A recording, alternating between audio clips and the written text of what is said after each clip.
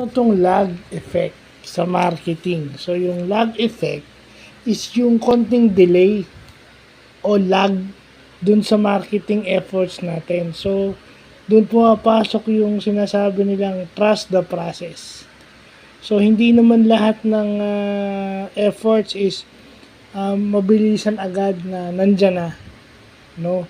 It takes ating 2 or more calls or 2 or 3 calls bago mo mapapayag o konting kulit pa para mabentahan mo yung tao na gusto mong bentahan. Hindi naman lahat sila yung napapa-oo mo.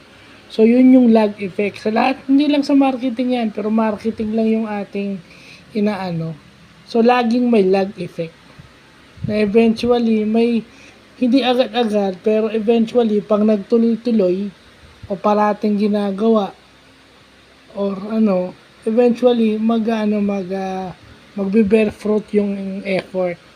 Pero hindi nga lang agad-agad. Yun ang ibig sabihin ng lag effect, may konting delay. Di ba? Kahit nga sa trabaho di ba?